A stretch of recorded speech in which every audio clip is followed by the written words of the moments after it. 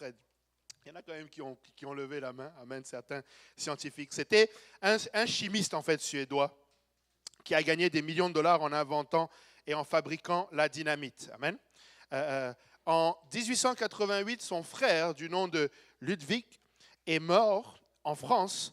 Et lorsque Alfred a lu la nécrologie, c'est-à-dire la déclaration comme quoi il est mort et la biographie dans le journal français, il a été surpris et son chagrin s'est transformé en consternation alors qu'il a lu ceci. Il a lu « Le marchand de la mort est mort ». Ça, c'était le titre de l'article. Et en fait, la nécrologie, au lieu d'être sur Ludwig, c'était sur Alfred et de leur nom de famille Nobel. Amen. À partir de ce jour, Alfred était un homme différent parce qu'il a été troublé par la rédaction de cette nécrologie. Il s'est rendu compte que quand je vais mourir, on va dire de moi que j'étais un marchand de la mort. Et ça l'a perturbé. Alors, ce qu'il a fait, c'est qu'à partir de là, lui, il est mort 8 ans plus tard, en 96, mais dès la mort de son frère, il a commencé à travailler sur un projet. Et ce qu'il a fait, c'est que lorsqu'il est décédé, il a cédé 9 millions de dollars à une organisation, à une fondation, pour financer des prix destinés à récompenser les personnes qui avaient des travaux qui allaient aider l'humanité. Donc c'est là que vous connaissez le prix Nobel. Amen. Le prix Nobel de la paix, le prix Nobel de mathématiques, le prix Nobel de chimie. C'est ce Alfred Nobel qui a laissé cet héritage. Amen. Il a décidé qu'il allait arranger ce qu'on pense de lui. Amen. Il a eu l'occasion, l'opportunité, et il a saisi l'opportunité de changer le cours, ou du moins l'héritage qu'il allait laisser. Amen. Il a pu investir sa fortune dans quelque chose de durable qui est jusqu'à aujourd'hui. Si je ne me trompe pas, c'est chaque 10 décembre, depuis 1901, chaque 10 décembre, on décerne les différents prix Nobel. Amen. Lui, il a eu cette opportunité. Mais malheureusement, la grande majorité des gens n'auront pas cette chance. Amen. L'heure de notre mort est inconnue et la manière dont nous mourrons est aussi imprévisible. Une statistique qui devrait tous nous faire réfléchir, c'est que 100% des personnes qui naissent vont mourir. Ça paraît évident, mais 100% des personnes qui naissent meurent. Amen. Ecclésiaste 8, verset 8 nous dit « L'homme n'est pas maître de son souffle pour pouvoir le retenir. Il n'a aucune puissance sur le jour de la mort. Il n'y a point de délivrance dans ce combat et la méchanceté ne saurait sauver le méchant. » Jacques 4, verset 14 nous dit « Vous qui ne savez pas ce qui arrivera demain, car qu'est-ce que votre vie? Vous êtes une vapeur qui paraît pour un peu de temps, qui ensuite disparaît. » Amen. Et le titre de mon message ce soir, c'est « L'éternité est incontournable. » Amen. L'éternité est incontournable. Une chose étonnante qui se produit parmi nous, chrétiens, surtout en Occident, c'est que beaucoup d'entre nous, nous agissons et nous pensons comme si l'éternité n'existait pas. Nous faisons de cette vie présente comme si nous oublions qu'il y aurait des conséquences éternelles. Nous sommes dévoués aux nouvelles, à la télévision ou encore à nos écrans de téléphone ou à nos écrans d'ordinateur, et nous sommes prêts à négliger notre lecture de la Bible. Nous montrons par cela que nous avons beaucoup plus d'intérêt dans le court terme que dans le long terme. Amen. Mais vous savez, toute vie que l'on ne prépare pas, que tu ne prends pas pour préparer l'éternité est une vie gâchée. Amen. Aujourd'hui, beaucoup vont dire « J'ai réussi ma vie parce que tu as réussi ta carrière. Tu as réussi ta vie parce que tu as atteint un quelconque achèvement sportif. » Laissez-moi vous dire, tous ceux qui n'ont pas préparé l'éternité ont gâché leur vie. Comment il s'appelait? Steve Jobs a gâché sa vie. Il a beau avoir inventé un appareil qui a révolutionné le monde, une compagnie qui est, je crois, jusqu'à aujourd'hui la plus cotée en bourse, à moins que Tesla ait dépassé, mais n'ayant pas pris le soin de préparer son éternité, c'est gâcher sa vie. Des gens comme Elon Musk, comme Jeff Bezos, ils ont fait des choses qui semblent avoir impacté le monde, mais néanmoins, ne se préparant pas pour l'éternité, ça reste une vie gâchée. Lorsque nous manquons d'être conscients pour l'éternité, amen, nous faisons en fait des choses du quotidien une priorité. Amen. Nous devons être conscients de l'éternité. Amen. Et nous devons être capables de distinguer ce qui est temporaire de ce qui est éternel. Nous devons avoir la capacité, et ça je me rappelle, ça fait maintenant peut-être 10-12 ans, c'était le pasteur Sali, c'était la première fois que je l'entendais, que tu sais, des fois quelqu'un va dire une phrase et puis ça reste, ça te marque. Tu sais, il parlait avec le pasteur Kaozi, il disait, tu sais, toutes mes décisions sont basées sur une réponse. En quoi cela impacte l'éternité? Que ce soit pour ma vie ou pour la vie de quelqu'un. Amen. Tu sais, des fois, on veut bien aider quelqu'un. Et laisse-moi te dire, quand ça impacte son éternité, pédale au plancher. Mais lorsque ça n'impacte pas l'éternité, là, tu fais ce que tu peux. Amen. Parce que tu veux juste que ce soit bien investi. Amen. Psaume 39, verset 5, nous dit « Éternel, dis-moi quel est le terme de ma vie, quelle est la mesure de mes jours, que je sache combien je suis fragile. » Amen. Nous devons être conscients que nous avons un travail à faire du temps de notre vie. Amen. Parce que cette vie est si brève, nous pourrions facilement conclure que la manière dont nous la vivons est sans importance. C'est pourquoi certaines personnes te disent qu'il faut vivre la vie à plein régime. Je ne sais pas si c'est encore d'actualité, mais il y avait je ne sais pas comment on appelle ça, un acronyme, YOLO. You only live once. Tu sais, je me rappelle, on avait une nouvelle qui était passée, je ne sais plus si c'était sur un média social ou quoi, une connaissance de jeunesse qui est mort. Et je vois mon frère qui remplit vraiment la vie est trop courte, il faut la vivre à fond. Je dis, tu n'as pas compris. Amen, tu n'as pas compris. Quelqu'un a dit ceci, la porte de l'éternité oscille sur les charnières de notre vie actuelle. Amen. La porte de l'éternité oscille ou s'ouvre sur les charnières de notre vie actuelle. Dans cette vie, nous allons poser les fondements sur lesquels la vie éternelle sera bâtie. L'éternité gardera pour nous ce que nous y avons investi pendant notre vie sur terre. La Bible nous indique clairement que l'unique activité centrale de cette vie est de préparer la prochaine. Encore une fois, l'éternité est incontournable. Amen. Hébreux 9, 27.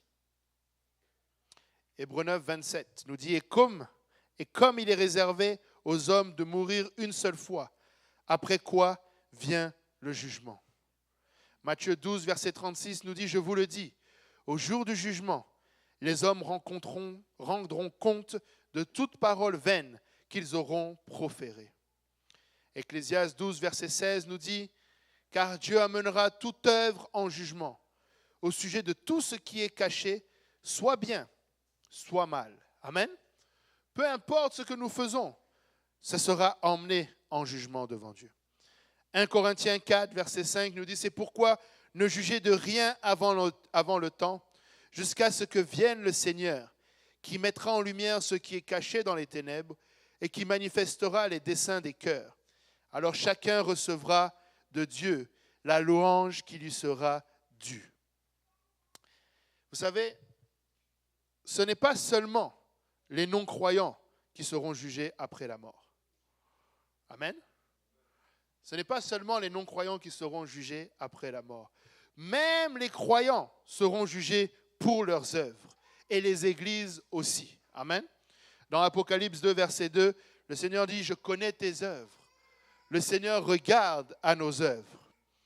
2 Corinthiens 5, verset 10 à 11 nous dit « Car il nous faut tous comparaître devant le tribunal de Christ, afin que chacun reçoive selon le bien ou le mal qu'il aura fait, étant dans son corps. Connaissant donc la crainte du Seigneur, nous cherchons à convaincre les hommes.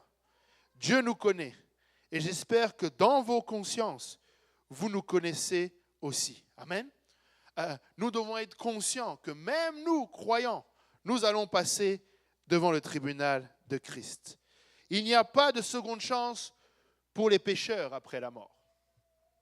Et il n'y a pas de seconde chance non plus pour les chrétiens après la mort.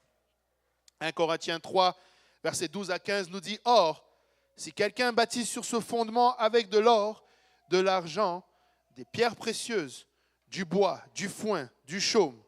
L'œuvre de chacun sera manifestée.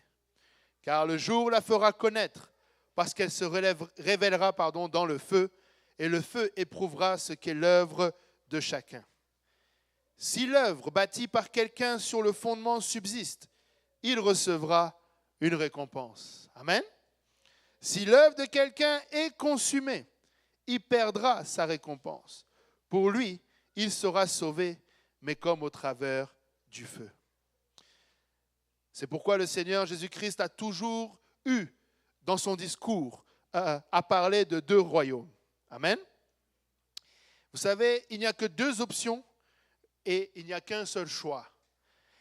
Et parfois, certaines personnes refusent de faire le choix, mais le choix par défaut, c'est en fait un choix. Amen. Lorsque tu ne prends pas le temps de te préparer pour l'éternité et que tu penses que tu vas aller, peu importe, tu es en train de faire le choix d'aller en enfer. Amen. Parfois, nous pensons que, c'est comme certaines personnes qui ont un peu de notion. Avez-vous déjà entendu certaines personnes avec un peu de notion biblique dire « Oui, mais la Bible dit que le peuple périt par manque de connaissance. » Oui, le peuple périt parce qu'il lui manque la connaissance. Malheureusement, il y a la perdition qui accompagne le manque de connaissance. Personne ne va se tenir devant Dieu et dire « Mais on ne m'a pas dit, ou je ne savais pas, ou je ne connaissais pas. » Matthieu 6, verset 24. Matthieu 6, verset 24.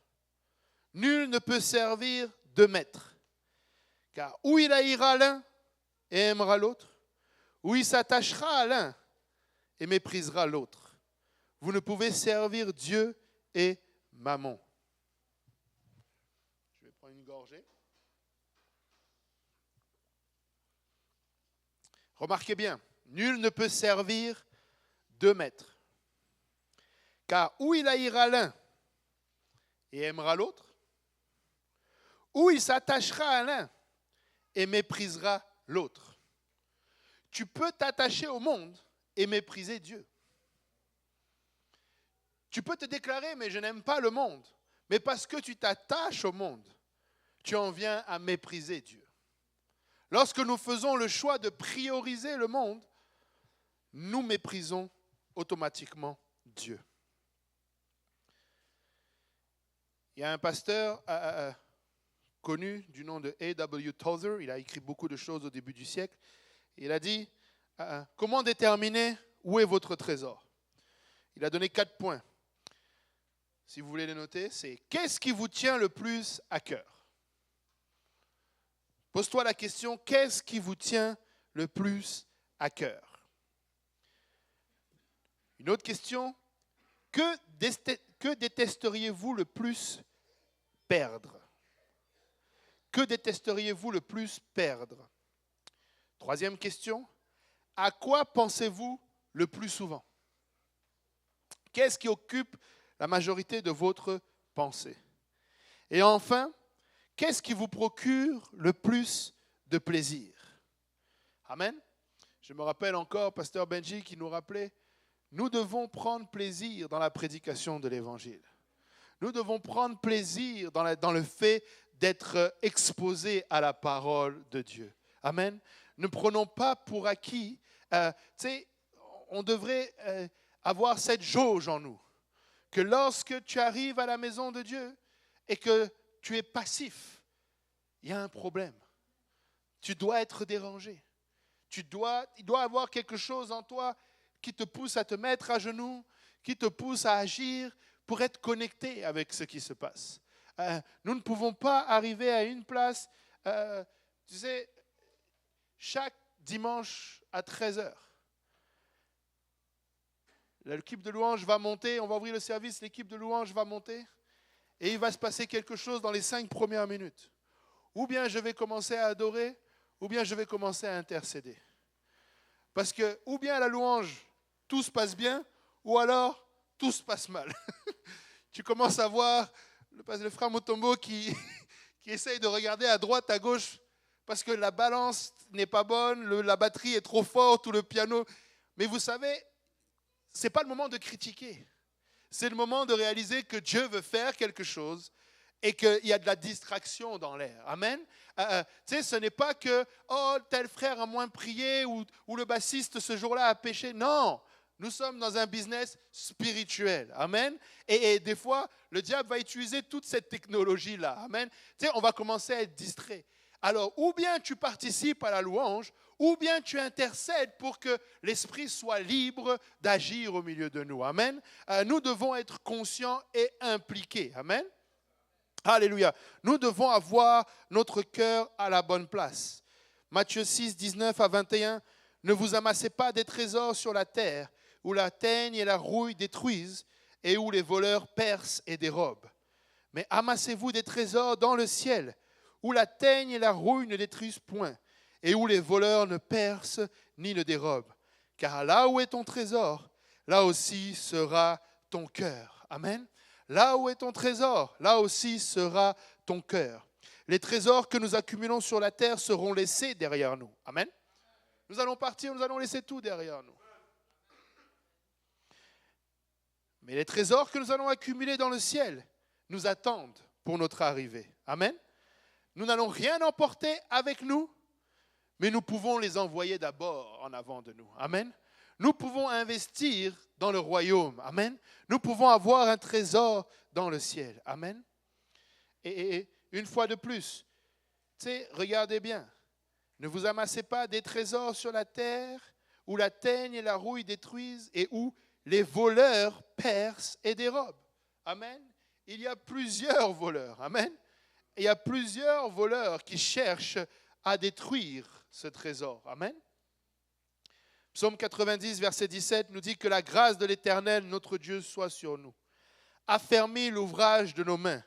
Oui, affermis l'ouvrage de nos mains. Alléluia. Tout ce que nous faisons. Et permettez-moi peut-être, je sens que c'est très calme. J'espère que je marche sur les orteils de personne,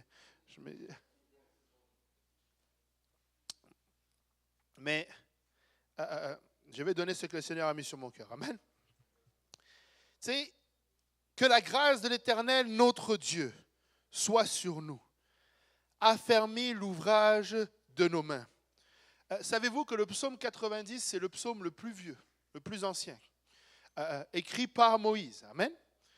Et il est en train de dire en d'autres mots, rends permanent le travail de nos mains. Lorsqu'il dit affermis l'ouvrage de nos mains, que nos mains travaillent pour l'éternité. Que lorsque je fais quelque chose, que ça puisse impacter l'éternité. Vous savez, c'est noble que de vouloir que nos enfants aient une bonne situation, éventuellement en commençant dans la vie ou le jour où toi, parent, tu pars. Mais que ce soit quelque chose qui va les aider pour l'éternité. Pas juste pour le temporaire. Si je travaille comme un fou et que je mets $1 million de côté, mais que je ne m'occupe pas de la vie spirituelle de mes enfants, je gâche leur vie. Et ma vie et leur vie. Amen. Je dois leur apprendre que l'investissement premier, c'est dans le royaume des cieux. Amen. C'est dans le royaume de Dieu. Amen. L'investissement le plus important, c'est dans le royaume des cieux. Et là, quelqu'un dit, le prédicateur de pauvreté est revenu. On a un héritage à protéger. Moi, je sais une chose, c'est que si le Seigneur veut que je sois riche, il va faire de moi quelqu'un de riche. Mais j'ai décidé une chose, je ne ferai aucun effort de moi-même pour devenir riche. Est-ce que je prêche d'être lazy? Je ne pense pas. Mais je suis en train de prêcher de mettre les efforts à la bonne place. J'ai eu l'occasion de parler à certains, surtout garçons, surtout jeunes hommes. Et tu sais, je leur ai dit ceci, et je vais le partager à tous. Peut-être que ça va aider quelqu'un encore. Tu sais, l'ambition que tu as est bonne, mais mets-la au service de Dieu. Mets-la au service du royaume. Ne la mets pas au service de tes propres intérêts. Mets-la au service du royaume. J'aime quand le pasteur Kaozi dit « Nous ne servons pas Dieu parce que nous avons échoué dans le monde. » Nous ne servons pas Dieu parce que nous avons échoué dans le monde. Encore une fois, tu sais, expérimentez-le. Faites des choses folles pour Dieu. Et voyez les sages de ce monde, te regarder avec des yeux grands ouverts et ne rien comprendre à qui tu es. Tu dois être un mystère aux yeux des gens. Les gens doivent se poser la question, mais il y a quelque chose qui ne marche pas avec toi. Parce que tu ne fais pas, ce n'est pas conventionnel ta façon de faire, mais néanmoins tu es béni. Parce que c'est la bénédiction de l'Éternel qui enrichit. Elle n'est suivie d'aucun chagrin. Elle n'est suivie d'aucun chagrin. Là où est ton trésor, là aussi sera ton cœur. Ton cœur va suivre ton trésor. Amen. Pas seulement dans l'éternité, mais dès maintenant. Amen. Nous devons diriger nos cœurs en dirigeant notre trésor. Amen.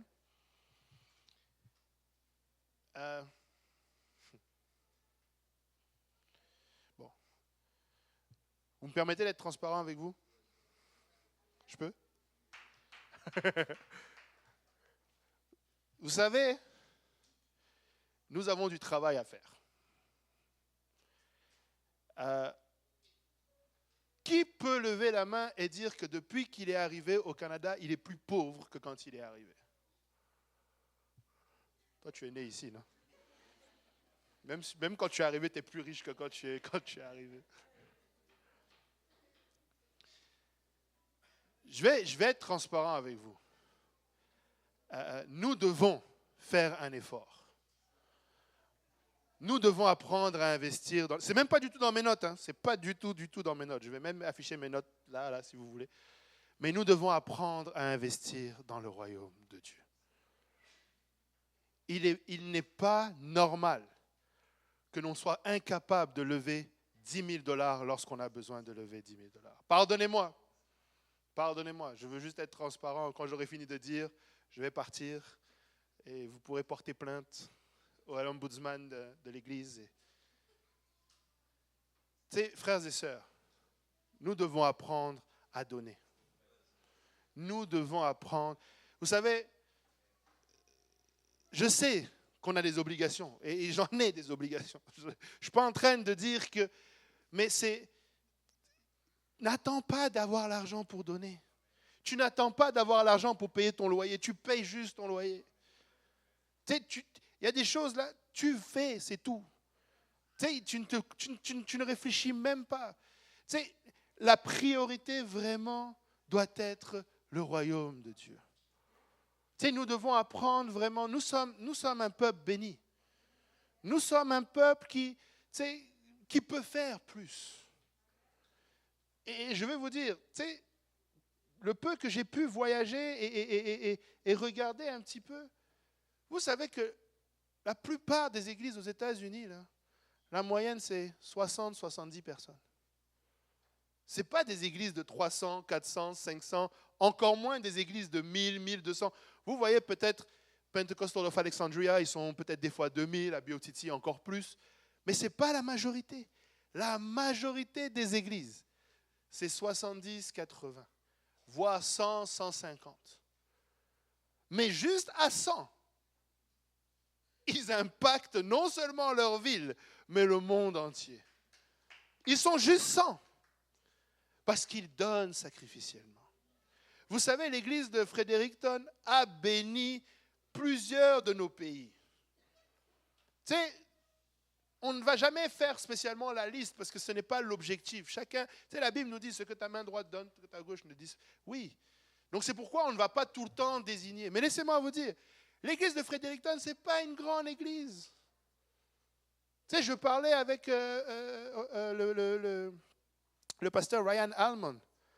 La Louisiane n'est pas une zone, n'est pas un État riche. Tu sais, le Texas est de loin plus riche que la Louisiane. Mais la Louisiane investit énormément dans le royaume de Dieu. Tu sais, ils vont donner non seulement financièrement, mais ils vont donner, ils vont pourvoir pour des missionnaires, ils vont pourvoir pour différentes choses. Vous savez, on a un missionnaire qui est sorti vraiment de l'église, le pasteur Pablo, et il est encore en députation. Un missionnaire. de l'Église du Québec. Et ils galèrent à lever les fonds. Et ce n'est pas normal. Encore une fois, ce n'est pas dans mes notes, mais ce que je suis juste en train de dire, nous devons faire attention à ce que notre trésor reste à la bonne place. Je bénis le Seigneur. Quand j'arrive chez moi, je vois ma belle maison. Enfin, moi, je la considère belle, ma maison. Amen. Tu sais, oui, d'accord, j'ai mon véhicule qui est là. Mais ce n'est pas ça, la vie. Je bénis le Seigneur qu'il m'a fait réaliser le Canada, là. Dieu ne m'a pas appelé pour ça. Il aurait pu me le donner. Et d'ailleurs, il me l'avait déjà donné, même, quand j'étais en France. Vous connaissez des gens qui sont encore dans vos pays d'origine et qui ont plus que vous ici. Et là, vous commencez à poser la question au Seigneur, mais pourquoi tu m'as laissé partir?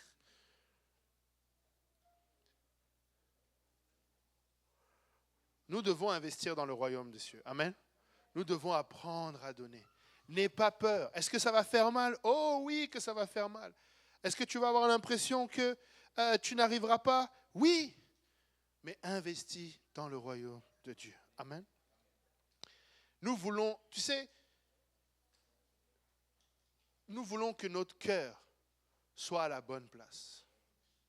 Tout à l'heure, je parlais de la fournaise. Frères et sœurs, tu sais, c'est pas normal. Pardon, je ne suis pas en train de frapper sur qui que ce soit. Amen. Mais c'est des constats juste que j'ai faits. Et tu sais, si tu vois un papier par terre dans la maison de Dieu, ramasse le papier par terre. Je sais qu'il y a le frère Larry qui est là pour passer l'aspirateur. Oui, mais n'ayons pas cette mentalité. Ayons juste la mentalité de faire attention. Tu sais, on va dans un mois, je vais faire imprimer les chartes de lecture annuelles pour la parole de Dieu. Le service n'est même pas fini. On retrouve des chartes par terre. On retrouve des chartes laissées sur le banc. On va dire c'est les enfants. Moi, je n'aime pas qu'on accuse les enfants. Si ton enfant l'a laissé, c'est ta responsabilité de le ramasser. Un enfant de 5 ans, là, tu ne vas pas lui confier les clés de ta voiture. Ben, ne lui confie pas alors le pamphlet si c'est important pour toi. Si le pamphlet a autant de valeur que ta voiture, tu vas prendre soin de la même manière de ce pamphlet-là que de ta voiture. Tu ne peux pas laisser, je ne vais pas laisser, même mes filles, des fois, elles me demandent, je peux déplacer la voiture? No way! Elle commence à avoir l'âge, mais non! Parce que si tu rentres dans le mur, moi je dis quoi à l'assurance? Mais ça doit être la même chose concernant la maison de Dieu. Ce n'est pas différent par rapport à la maison de Dieu. Ça n'a pas moins de valeur. S'il casse ce piano-là, ben, il casse quelque chose de valeur dans la maison de Dieu. S'il casse la batterie, s'il casse, peu importe. Tu sais, nous devons apprendre à faire attention. Amen. Et surtout, nous sommes beaucoup. Des fois, c'est pas... Tu sais, honnêtement, des fois, oui, à ton niveau, ce n'est pas grand-chose. Mais multiplié par le nombre de personnes que nous sommes, ça devient grand-chose. Tu sais, c'est pas dans l'église, amen, c'est dans le monde. Mais j'écoutais un reportage, à la radio hier, et c'est fou parce qu'on a des Français qui sont venus nous visiter et ils ont fait un constat. À Montréal, il n'y a pas beaucoup de toilettes publiques. Tu sais, tu vas à Paris, il y a les toilettes publiques partout. Mais là, le journaliste, il disait, ouais, mais le problème, c'est que le peu de toilettes publiques qu'il y a, elles sont sales. Parce que personne ne fait attention. Parce que tout le monde vient, il fait ce qu'il a à faire, il est content d'avoir une toilette publique, mais ce n'est pas son problème, le nettoyage. Parce que la ville va payer, c'est les taxes qui payent. Que ce ne soit pas ça dans la maison de Dieu. Tu sais, on va aux toilettes. Oui, il y a quelqu'un qui va venir nettoyer. Mais si moi, je fais ma part à ce moment-là, ben, tu sais, tout le monde bénéficie. Amen. Encore une fois, nous sommes en train de parler de mettre son trésor à la bonne place. Tu sais, je veux valoriser la maison de Dieu. Je veux m'assurer que, tu sais, tout dans la maison de Dieu. Tu sais, je ne veux pas être juste fier de mon Dieu dehors. Je veux être fier de mon Dieu même dans la maison de Dieu. Amen.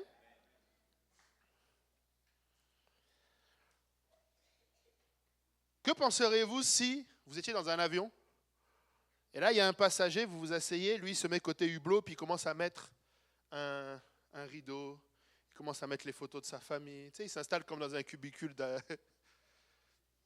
Vous allez trouver ça un peu bizarre. Vous allez dire, mais dans quelques heures, on est arrivé. Pourquoi tu t'installes?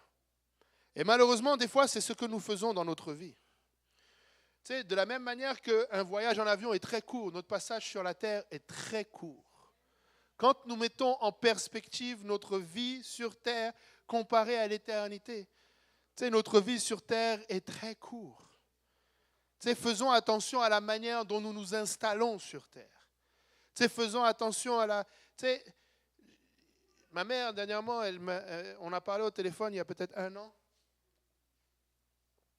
Peut-être un peu moins. Peut-être qu'elle me regarde en ligne d'ailleurs.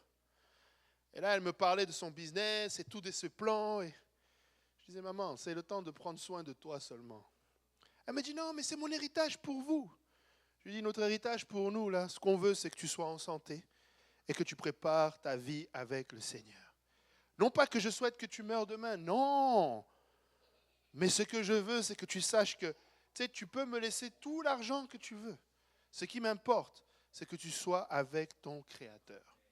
C'est vraiment ça qui m'importe. Si tu veux vraiment, je lui ai dit, si tu veux vraiment me faire plaisir, sache que je préfère que tu t'investisses dans le royaume de Dieu. Je lui ai dit, aide l'église locale. Je lui ai dit, aide le missionnaire Gistoff. Fais quelque chose. Investis dans le royaume. N'investis pas sur moi.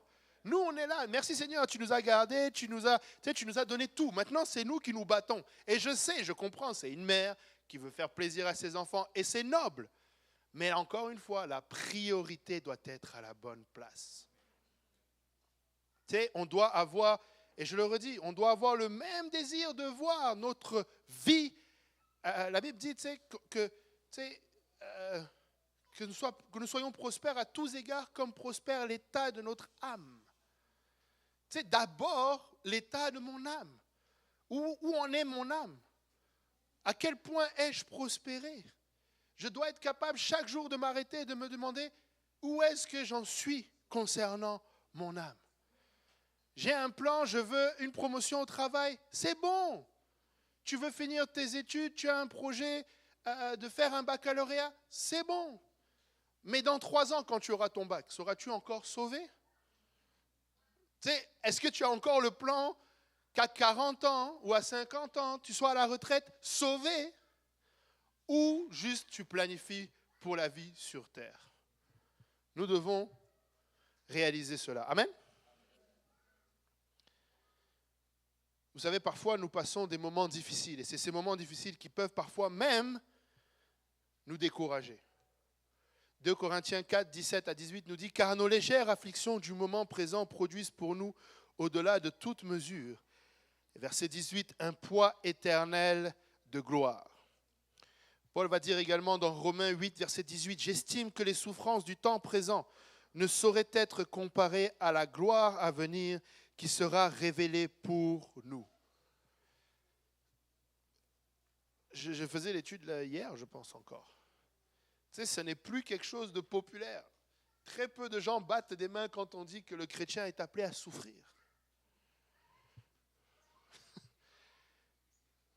Le chrétien est appelé à souffrir. Tu sais, quand on parle de beaucoup d'appelés, là, c'est à souffrir. Christ est mort pour nous. Il a souffert pour nous. Amen. Tu sais, je ne dis pas, même Christ n'a pas pris plaisir dans la souffrance, ok? Oui, quand tu souffres, ça fait mal, je comprends. Mais néanmoins, ça fait partie de la marche chrétienne. Nous ne pouvons pas chercher à tout prix à éviter la souffrance. Il y a de ces fois-là, c'est la souffrance qui va nous maintenir à la bonne place. Et encore là, même je vous avoue, ça c'est juste moi pour le coup, mais je prie que le Seigneur m'aide à utiliser bien correctement les mots. Qu'est-ce que souffrir? Ne pas pouvoir manger ce que je veux chaque jour? Ça, c'est souffrir pour certaines personnes. Certains groupes de personnes, certains jeunes, vous allez voir des amis qui vont le vendredi soir aller au bowling ou quelque part, et pour toi, tu souffres. Parce que tu dois aller à l'église. Que le Seigneur nous aide à ce que ce ne soit pas ça, la souffrance. Il y a un barbecue de famille dimanche, tu ne peux pas y aller, tu souffres. Que le Seigneur nous aide concernant la souffrance. Amen. Que le Seigneur nous aide concernant la souffrance. Tu perds un travail parce que tu t'es tenu pour la vérité. tu souffres. Tu sais, laisse-moi te dire, Dieu voit tout. Amen. Tiens-toi pour lui. Tu sais, en tout cas, très souvent, c'est parce que, tu sais, la Bible, c'est même pas très souvent. La Bible dit des fois, vous demandez, vous ne recevez pas parce que vous demandez mal. Pour assouvir tes propres convoitises, tes propres désirs. Laisse-moi te dire, tiens-toi pour le nom de Jésus et tu vas voir si le Seigneur ne va pas sortir. Lorsque tu te tiens pour le nom de Jésus, lorsque tu mets sa réputation en jeu, je te dis que le Seigneur est là. Amen. Regarde ton voisin, dit, l'éternité est incontournable.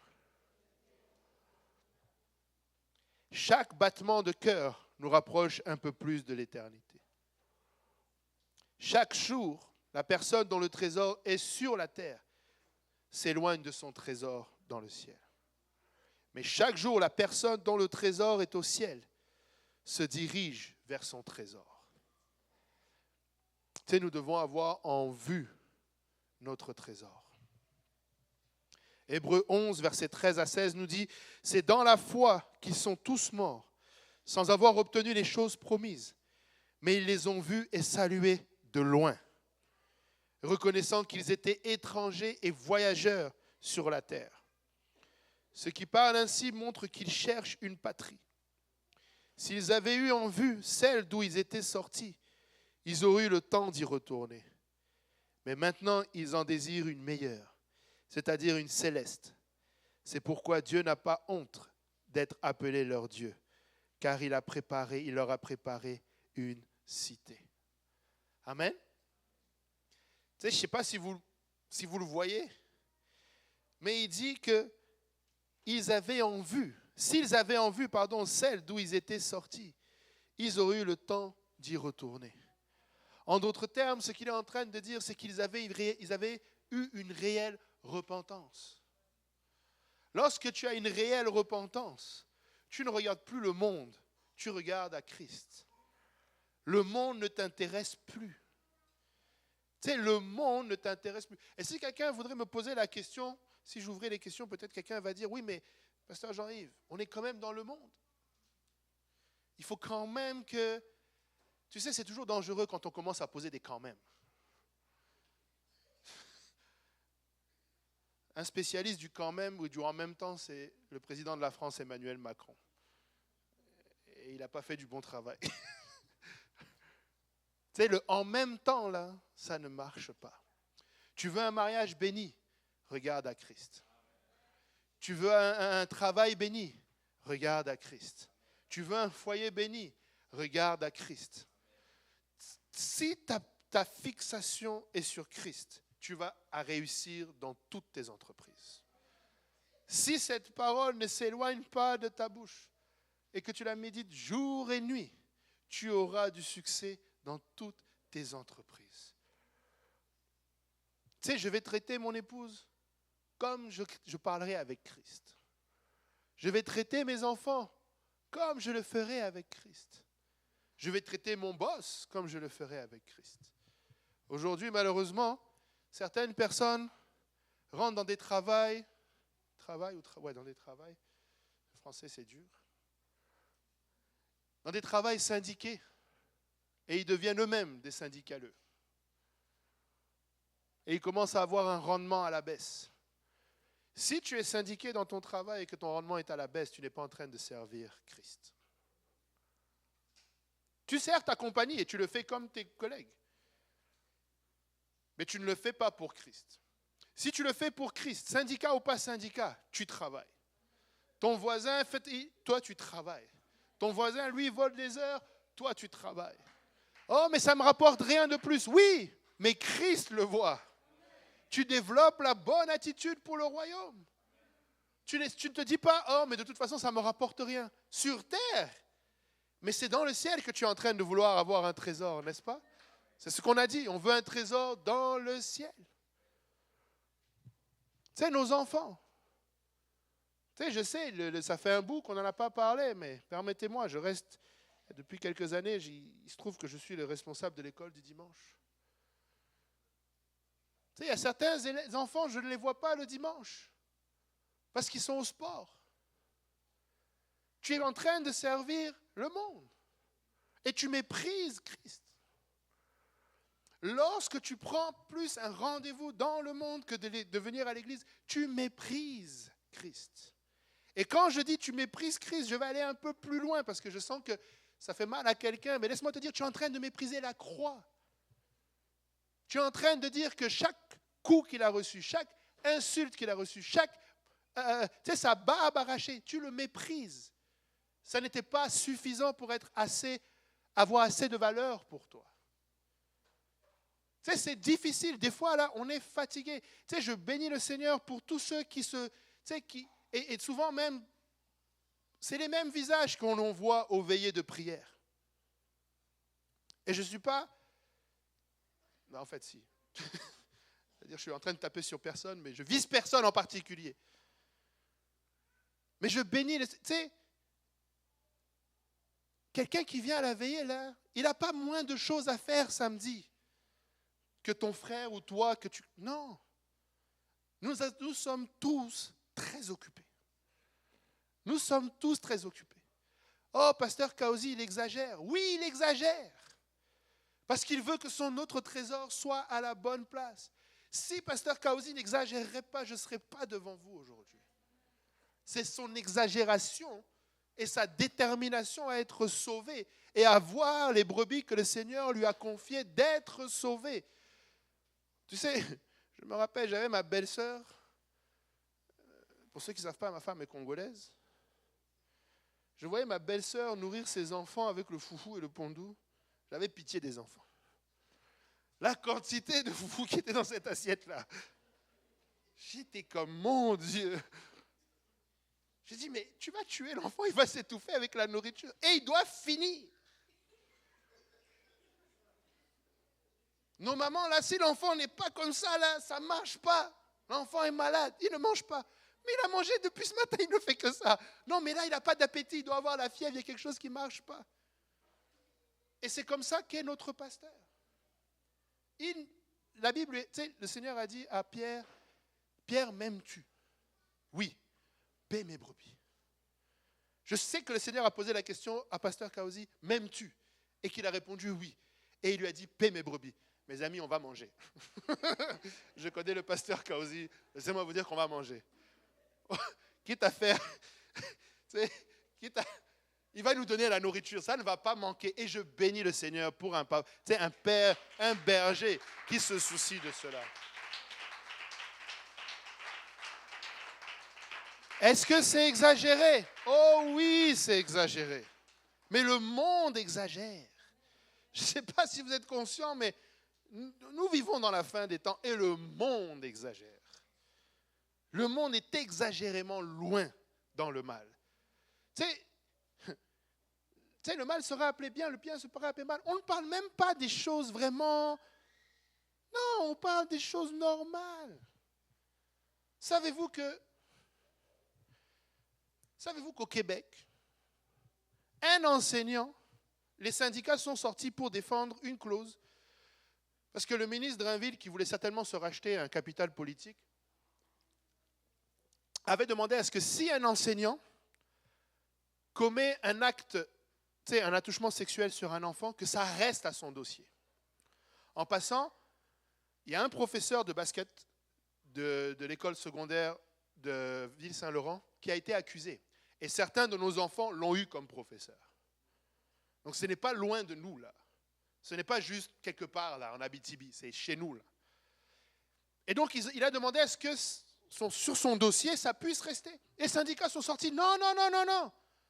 Ça ne peut pas rester indéfiniment dans son dossier. Il faut qu'il puisse être réhabilité. Je ne sais pas pour vous, mais si mon enfant va à l'école, je veux savoir avec qui et comment.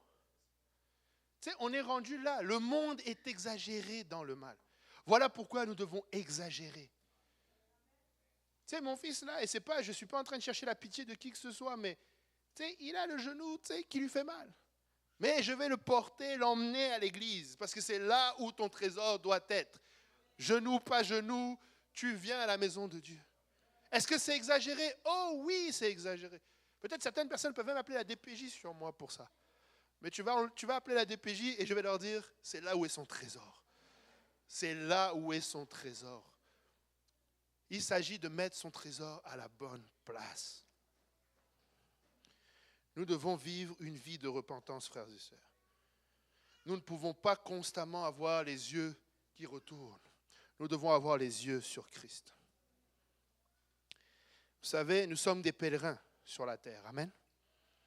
Et parce que nous sommes des pèlerins, nous ne devons pas être attachés aux choses de cette terre.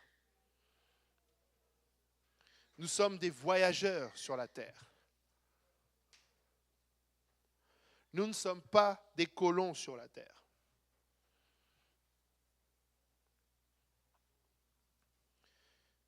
Nous ne sommes pas venus nous installer définitivement sur la terre. Je ne suis pas venu laisser une trace sur la terre. Quelqu'un a dit, prenez-moi tout, mais laissez-moi Jésus. Tu sais, avoir une plaque à mon nom, avoir, tu sais, que vous disiez de moi qu'il avait bâti ceci, non. Juste qu'il a servi Jésus-Christ. Tu sais, un voyageur, un pèlerin, s'assure d'être dirigé par la mission. Et les choses superflues qui ralentissent son voyage, il s'en débarrasse. Et il sait que les choses excessives finiront par le distraire et l'accabler.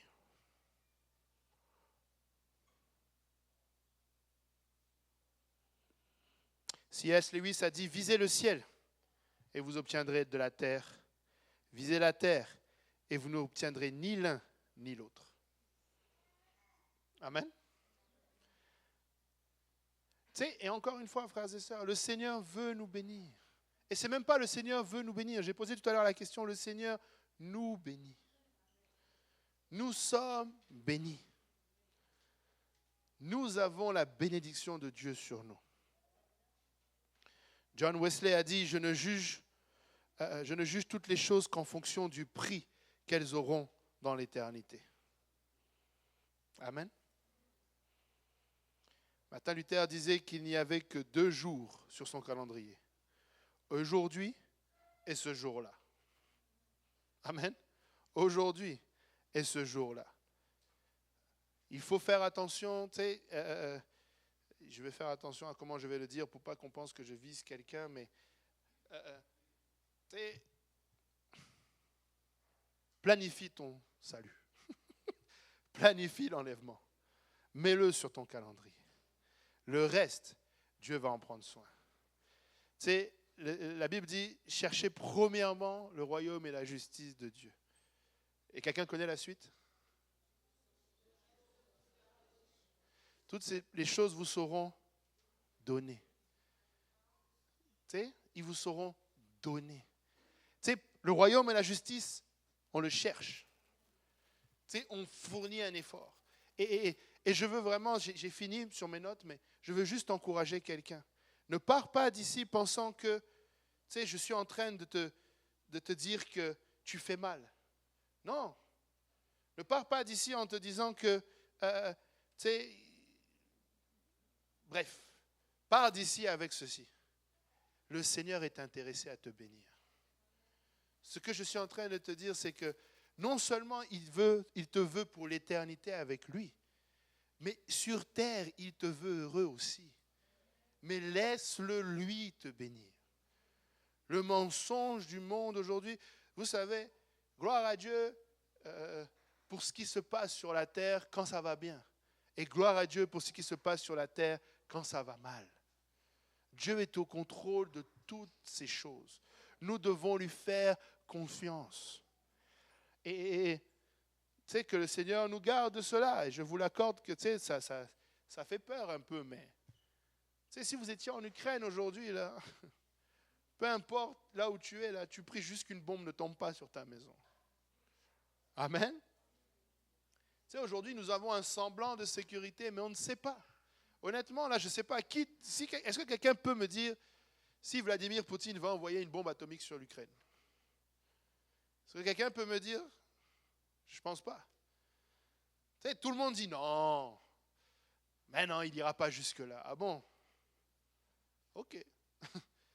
Mais s'il envoie, tu sais, ça a beau être loin de nous, mais si lui, il envoie, nos voisins là du sud, là, bon, nous, on n'a pas trop vraiment grand-chose, mais nos voisins du sud, là, ils ne peuvent pas laisser ça comme ça. Et ça va commencer à faire, et je ne sais pas si vous êtes au courant, mais la bombe atomique, là, si ça tombe à Washington, là, on est fini, nous aussi. Hein. Amen. Tu sais, je ne sais pas pour vous, mais tout pointe sur le retour du Seigneur pour très bientôt. Tu sais, j'avais planifié de faire une étude sur enfin pas une étude, mais une exhortation sur la fin des temps, mais le Seigneur a changé mes plans, mais tu sais, nous devons mettre le trésor à notre bonne place. Nous devons mettre nos affaires en ordre. Tu sais, j'encourage tout un chacun à juste mettre nos affaires en ordre. Investissons comme jamais notre temps, notre énergie, tu sais, tout ce que nous avons dans le royaume des cieux. Tu sais, ne négligeons pas les autres. Nous devons tu sais, traiter nos patrons, nos collègues, tout le monde de la même manière, comme devant les gagner pour Christ. Mais nous voulons investir dans le royaume de Dieu. Nous ne pouvons pas, tu sais, encore une fois, tu sais, il y aura plus, ce sera trop tard une fois que ce sera trop tard. Une fois que, ou que la trompette sonne, ou que nous partions, ça sera trop tard. Amen. Alléluia. Est-ce qu'il y a des questions?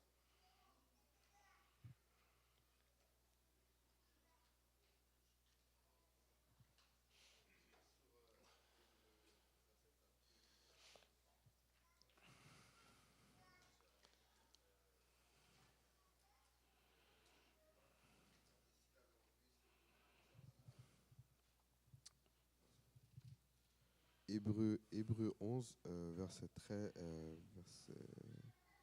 15, le verset que tu as pris. S'ils avaient eu en vue celle d'où il était sorti, ils auraient eu le temps d'y retourner. J'ai un peu mal compris. Est-ce que tu parlais de la repentance? Est-ce que tu parlais du monde? Est-ce que tu peux me redonner l'explication? J'avais mal compris. Il est en train de dire que là, tu sais, dans le contexte, ils fuyaient une patrie. Donc, s'ils avaient en vue la patrie d'où ils sortaient, ils seraient retournés à cette patrie. Mais dans notre cas, nous, ce qui nous concerne, c'est que si nous cherchons une patrie, il faut que ce soit la patrie du ciel. Je veux que mes frères et sœurs soient ceux de l'Église. Et pour ça, je dois regarder à cela. Mais si je regarde au monde, je vais retourner dans le monde. Tu comprends? Tu sais, quand je dis qu'ils vivaient une vie de repentance, c'est parce que tu sais, nous ne devons plus regarder en arrière. Tu sais, quand je dis que nous devons exagérer, nous devons exagérer. Tu sais, ne regarde pas Elon Musk comme un exemple de réussite. Ne regarde pas, si tu es, et je dis Elon Musk parce que c'est peut-être plus pour moi en fait, je suis en train de me prêcher à moi-même, mais si tu es quelqu'un qui est drivé surtout par l'économie, ce n'est pas des exemples de réussite. Ils sont en train de gâcher leur vie. Tu sais, Trump là, il a aidé Donald Trump à se faire élire. Il aurait mieux valu pour lui d'investir tout cet argent-là pour l'Évangile que pour aider Donald Trump.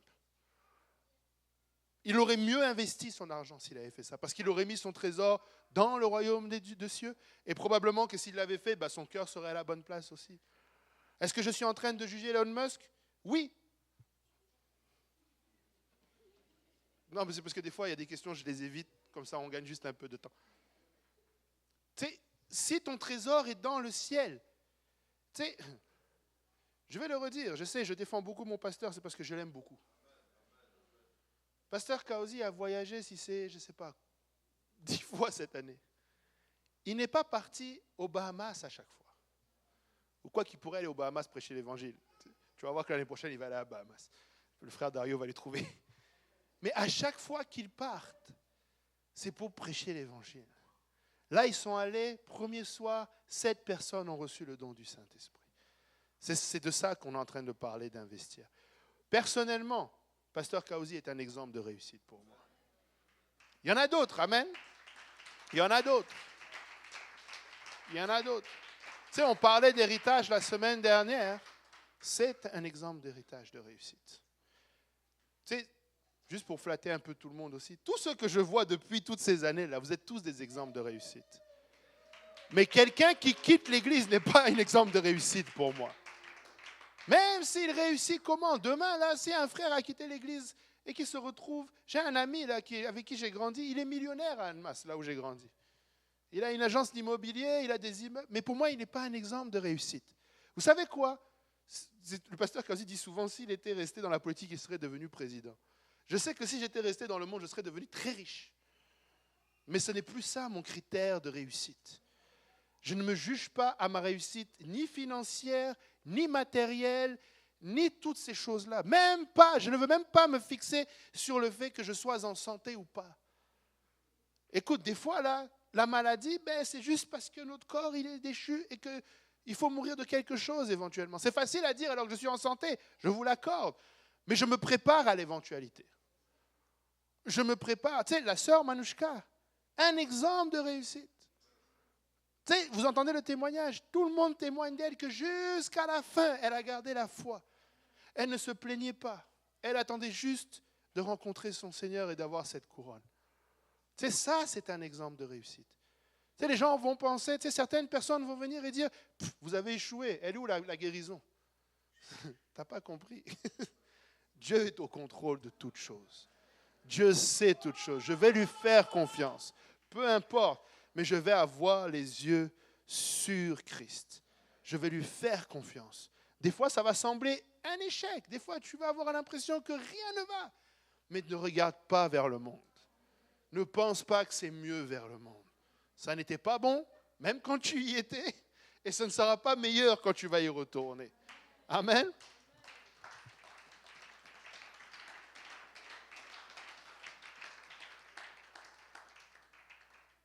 Je ne sais pas s'il y a une autre question. Ouais. Au sujet le jugement, je sais qu'il y a un jugement de justice, un jugement de condamnation. Est-ce que tu peux juste l'expliquer un peu plus? Parce qu'à plusieurs reprises, quelqu'un est venu au sujet oh, tu ne peux pas me juger, la Bible est telle, il va sortir un verset random, mais il va le garder. Et il va dire que oh, à cause de ce verset-là, tu ne peux pas me juger. Est-ce que tu peux juste rentrer en détail sur cela? Bon, je n'ai pas tous les versets, peut-être qu'Elie va m'aider avec les références exactes, mais le Seigneur a dit qu'il n'est pas venu juger le monde, n'est-ce pas? Qui connaît ce verset? Qui connaît la suite du verset? Tout le monde s'arrête là? Quelqu'un veut s'essayer? Je ne suis pas venu juger le monde, mais sauver le monde. Et ensuite, si quelqu'un écoute ses paroles, ne suit pas ses paroles, il a déjà un jugement contre lui. Tu sais, quand je dis je suis venu juger, moi je ne dis pas que j'ai porté un jugement définitif, mais je suis venu te déclarer la parole de Dieu et je sais que tu la reçois comme un jugement si tu la refuses. Je sais. Et c'est pourquoi les gens vont te dire tu ne peux pas me juger, parce qu'ils se sentent jugés par la parole de Dieu. Mais oui, la parole de Dieu juge. Et c'est sur elle que nous allons être jugés. C'est avec ça que le Seigneur va juger le monde. Et tu sais, qui aime le risque ici? 1, 2, 3. Ouais. On a des gens qui aiment le risque. 4. Vous aimez le risque du style quoi? Montagne russe et tout là? Ou ça, vous n'êtes pas trop... L'inconnu? Ok, mais est-ce que vous êtes du style à tout miser sur l'inconnu? Non. Tu vois, bon, finalement, un risque quand même maîtrisé. Tu sais, je vais faire confiance encore aux montagnes russes et très souvent, je vais le faire en me disant, si le gars d'avant, il n'est pas mort, moi non plus. Mais c'est parce que j'ai quand même une base, tu vois. Mais ce que je suis en train de dire, c'est que ce qui est beau avec la parole de Dieu, c'est qu'il n'y a pas, tu sais, c'est pas flou. Tu peux tout miser là-dessus. Tu sais, nous avons un support, nous avons tous les détails. Tu sais, le Seigneur ne nous laisse pas à un moment donné, on verra. Là, tu ne sais pas. Tout est là. Et pour certaines personnes, ils nous accusent, tu sais, comment on appelle ça? Ils nous accusent un peu d'être, comment dire? J'essaie d'être poli quand même. Parce que j'en ai entendu des... ouais, fanatique ou tu n'es pas intelligent pour ne pas dire autre chose. Alors toi, tu as besoin pour réfléchir, tu as besoin de la Bible. Oh, que tu as besoin de la Bible pour réfléchir, mon ami. Ne laisse pas cette pensée t'atteindre. Oh, pense par toi-même. Qui pense par lui-même? Cite-moi une personne qui a déjà un seul argument qu'il n'a pas pris chez quelqu'un d'autre. Ah, et c'est pourquoi, même quand quelqu'un vient dans la parole de Dieu me déclarer qu'il a eu une révélation, si ce n'était pas déjà dans la parole, elle ne tient pas. Parce que forcément, tu dois avoir une base. La philosophie, qu'elle soit grecque, ça reste la philosophie. Tu sais, d'ailleurs, pour avoir des très bonnes notes en philosophie, il fallait tout le temps citer des auteurs. Platon disait, Socrate disait, Freud disait, Nietzsche disait. Mais débranche tout et branche-toi sur la Bible. N'aie pas peur. Qu'est-ce que tu penses de ça? Attends, qu'est-ce que la Bible pense de ça? Qu'est-ce que Marc, qu'est-ce que Jean, qu'est-ce que Paul, qu'est-ce que Jésus-Christ lui-même? Tu sais, des fois on se pense mieux que Jésus-Christ lui-même. Il a répondu, il est écrit. Mais nous avons honte des fois de dire, il est écrit. On veut lui expliquer, non, regarde, je t'explique. En fait, il est écrit. Amen. C'est juste ça. Mais tu ne trouves pas que c'est un peu simple? Peut-être qu'il y a plus. Il n'y a pas. Tout ce que nous avons besoin, pour les plus scientifiques d'entre nous, ce ne sont pas des parenthèses. Ce sont même des crochets inclus. C'est juste vers l'intérieur. Amen. C'est juste dans la parole de Dieu. On ne peut rien y rajouter, rien y enlever. Et laisse-moi te dire, si tu mises tout sur la parole de Dieu, tu ne seras pas déçu. Tu ne seras pas déçu. Mais si tu prends le risque, pour le coup, même d'essayer peut-être de la mettre à balance de 50%, tu prends des risques. Tu ne sais pas à quel moment ça va lâcher. Tu ne sais pas à quel moment tu peux flancher. Et vous savez, quand quelqu'un n'est pas à 100% avec Dieu et qu'il est à 99,99999999999%, vous savez que s'il échoue, ce n'est pas que Dieu n'a pas été capable de le garder, c'est qu'il a donné accès au diable. C'est même 0,00001%, c'est un accès au diable. Et laisse-moi te dire, ça lui suffit. Ce petit accès-là. Oh, mais, tu sais, quelqu'un va me dire, oui, mais des fois, c'est comme si tu voudrais tout contrôler de ma vie. Moi, rien. Dieu, tout. Dieu veut contrôler toute ta vie. Il veut vraiment avoir le contrôle de ta vie. Ça ne se dit pas aujourd'hui, mais c'est Dieu, ce n'est pas moi. Je ne suis pas en train de dire qu'un homme doit avoir le contrôle, mais Dieu doit avoir le contrôle dans ta vie. Tu sais, je ne vais pas m'excuser pour les pasteurs ou les gens ou les dirigeants ou des gourous spirituels qui exagèrent. Nous ne sommes pas en train d'exagérer. Je n'ai jamais vu Pasteur Graham, je n'ai jamais vu Pasteur Kaosi, qui sont pour le coup mes deux références ici, qui m'ont emmené à l'église, déjà venir me dire non, fais pas ça, fais ça. Fais pas ça, fais ça. Jamais. Jamais. Donc je ne peux pas les accuser de quelque chose qu'ils n'ont jamais fait. Moi, personnellement, je ne l'applique pas avec toutes les personnes avec qui je traite. Donc, je ne vais pas commencer à faire attention. Mais Dieu veut contrôler ta vie. Oui, Dieu veut le contrôle de ta vie. Dieu veut savoir où est-ce que tu vas mettre ton prochain pas. Est-ce que tu vas le mettre à gauche? Est-ce que tu vas le mettre à droite? Pose la question à Dieu. Amen. Pose la question au Seigneur. N'aie pas peur. Très souvent, lorsque nous n'osons pas, vous savez pourquoi? Nous connaissons la réponse. Et nous savons que ça ne va pas nous faire plaisir. Très souvent, c'est pour ça. On ne pose même pas la question, parce qu'on sait. Et quand on ne pose pas la question à son pasteur, c'est la même chose. C'est parce qu'on sait. Quand on sait que ça va être une bonne chose, on n'hésite pas. Mais quand on n'est pas sûr, mais tu dois passer au-delà, c'est un piège de l'ennemi. Cette pensée qui veut que, regarde, c'est pas grave. Déjà, quand ça chuchote, là, généralement, vous n'avez jamais remarqué, généralement, ça chuchote toujours. Généralement, il y a une petite voix. Fais que cette voix devienne grande. Amen. Il y a une petite voix à l'intérieur de moi. Prends un haut-parleur. Mets cette voix. Tu sais, si c'est la voix de Dieu, là, Dieu ne se cache pas. Amen. Tu sais, peu importe. Bon, là, je dépasse un peu, je sors de mes notes. Sœur Viviane, tu avais une question? Oui, je pensais que tu avais levé la main. Okay. Quelqu'un a une question? Ok, je termine avec ça. je vais vous partager la même chose que j'ai partagée à Purpose Institute. Vous savez, mon grand-père était français. Et il était blanc, français, de Bourgogne. Il s'appelait Paul-Henri Durville. Et les Français, ils sont très connus pour boire du vin, manger du saucisson, mener la belle vie. Et, tu sais, et on a beaucoup de traits de caractère, les Français. Tu sais, c'est pourquoi il ne faut pas... La télé, c'est pas bien, mais les films français, c'est encore pire. Ils sont tout le temps en train de se balader en caleçon.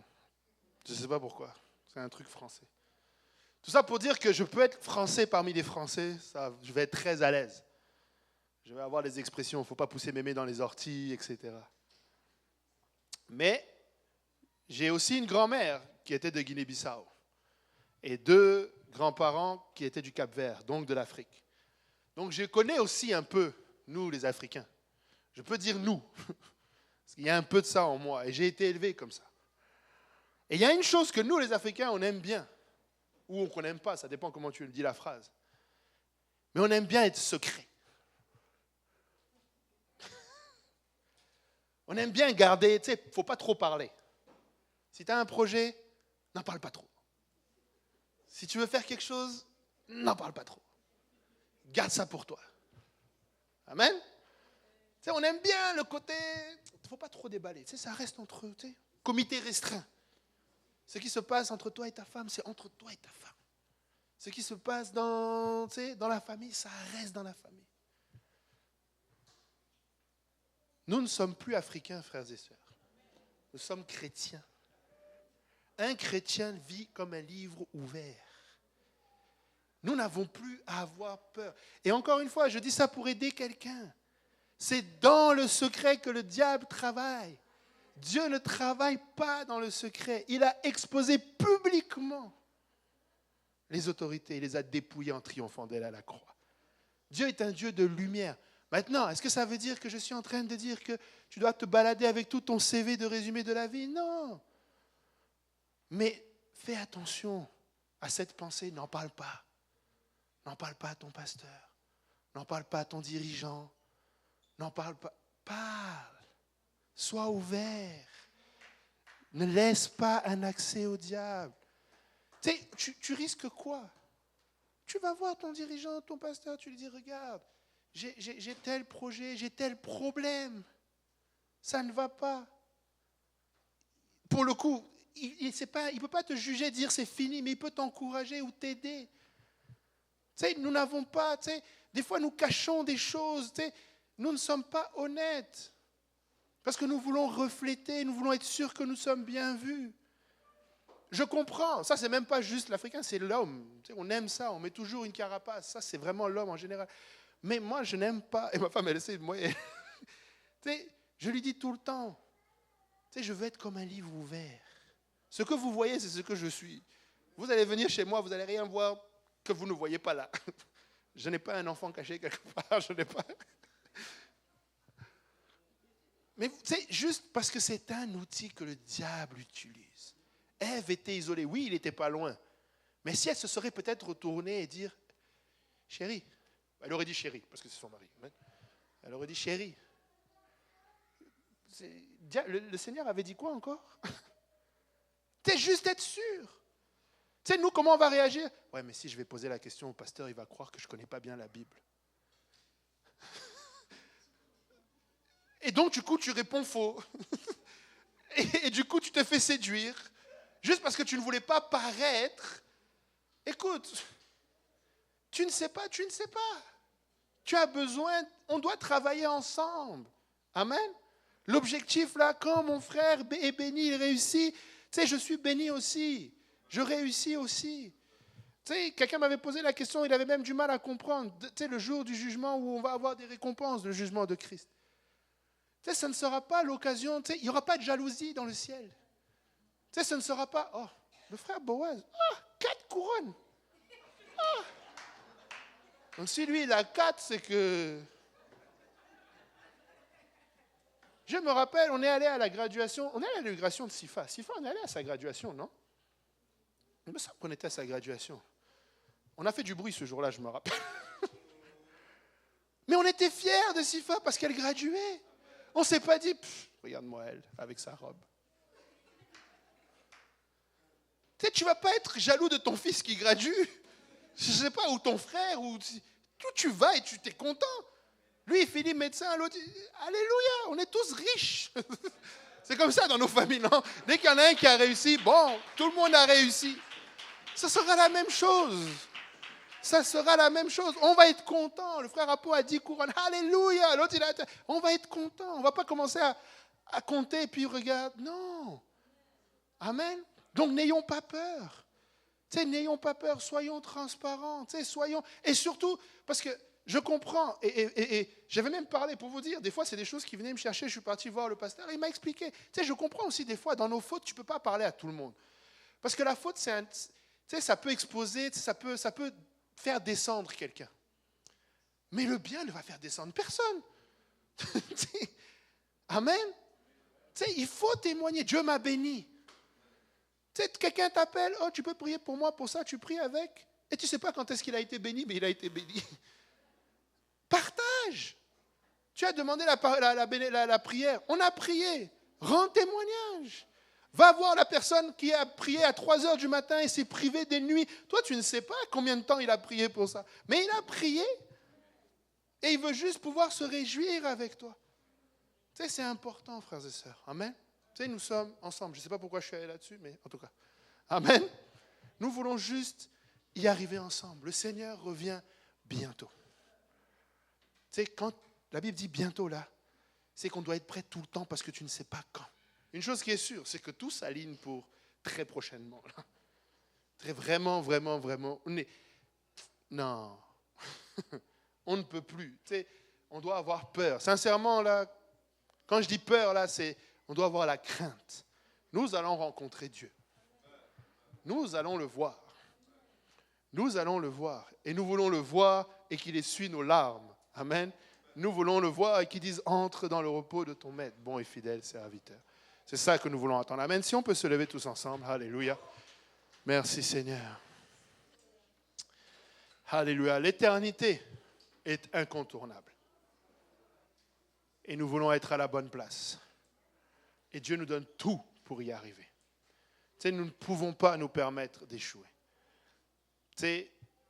Nous sommes exposés à tellement d'outils. Nous sommes exposés à tellement de la présence de Dieu que nous ressentons semaine après semaine. Que ce soit par l'onction dans la louange, que ce soit l'onction de la prédication, l'onction de l'enseignement. À chaque fois, c'est Dieu qui est au travail. À chaque fois, c'est l'Esprit de Dieu qui est au travail. Quand un de nos chantres chante bien, c'est l'Esprit de Dieu qui agit pour ton cœur. Lorsqu'une prédication est bien abdonnée, c'est l'Esprit de Dieu qui est à l'œuvre pour ton cœur. Dieu est en train de vouloir nous atteindre, frères et sœurs. Ne pensons pas que c'est déjà acquis. Non, nous voulons encore nous assurer que nous rentrons dans la présence de Dieu. Amen. Alléluia. Élevons nos voix tous ensemble. Alléluia. Éternel, notre Dieu et roi, papa, nous voulons te glorifier, Seigneur. Nous voulons te dire merci pour ta grâce. Seigneur, merci pour ton évangile, papa.